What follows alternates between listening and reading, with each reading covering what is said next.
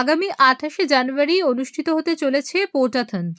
অনুষ্ঠানে প্রধান অতিথি হিসাবে উপস্থিত থাকবেন কলকাতার মেয়র এবং মন্ত্রী ফিরহাদ হাকিম এবং প্রাক্তন ক্রিকেটার সৌরভ গাঙ্গুলি। খিদিরপুরে সেন্ট টমাস স্কুল থেকে শুরু হয়ে 14 কিলোমিটার ঘুরে আবার সেন্ট টমাস স্কুলে গিয়েই শেষ হবে এই ম্যারাথন। আসন্ন পোর্টাথন উপলক্ষে কলকাতা স্পোর্টস জার্নালিস্ট ক্লাবে এক সাংবাদিক সম্মেলনের আয়োজন করা হয়েছিল।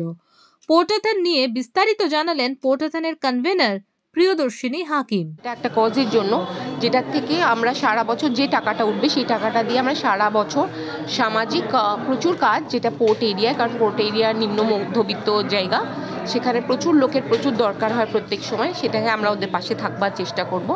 কিন্তু মানুষ যখন দৌড়ায় শুধু for the love for running, আর তাদেরকে একটা সুন্দর ট্রেন দেয়া, একটা সুন্দর সুযোগ দেয়া, যে এমন রাস্তা কলকাতায়, আমাদের সুন্দর সুন্দর রাস্তা, বড় বড় রাস্তা, well maintain, well developed, engineering marble আমাদের শহরে, সেগুলোর থেকে দৌড়ানোর একটা উপলব্ধি যারা তারা করতে পারে, সেটার একটা আনন্দ দিতে চাই আমরা। আর সেটাকে আমরা এমনভাবে অর্গানাইজ করতে চাই যাতে অ্যাম্বুলেন্স আছে, রাস্তায় রাস্তায় ওয়াটার স্টেশন আছে, ফার্স্ট এড সেন্টার আছে, হ্যাঁ, যাতে যেটা ওদের দৌড়াতে গিয়ে কোনো অসুবিধা না হয়, কোনো ঝামেলা না হয়, কোনো সংকট না পড়ে, সেটাকে আমরা আশ্বস্ত করে আমরা এমনভাবে তারাদের দৌড়ানোর সুযোগ করে দিতে চাই যে তারা যেন এটা একটা সবসময় মনে রাখে, একটা তাদের জন্য মেমোরেবল এক্সপিরিয়েন্স হয়ে ওঠে। এক্স্যাক্টলি, তুমি একটা বিউটিফুল ওয়ার্ড ইউজ করেছো যে ডোপামিন রিলিজ, যেটাকে বাড়িয়ে ইউথের মধ্যে নেশার ব্যাপারটাকে কমানোটা, এটা সম্পর্কে ইউথের উদ্দেশ্যে কি মেসেজ দেবে?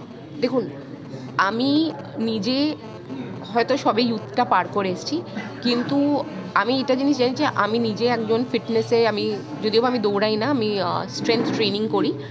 তো যখন আপনি একটা এক্সারসাইজ করেন, ওটাতে যে ডোপামাইন আর এন্ডরফিনটা রিলিজ হয়, সেটাতে যে খুশিটা আপনি উপলব্ধি করেন, সেটা আপনার শরীরকেও সুস্থ করেও তুলবে আর আপনার মনকেও সুস্থ করে তুলবে।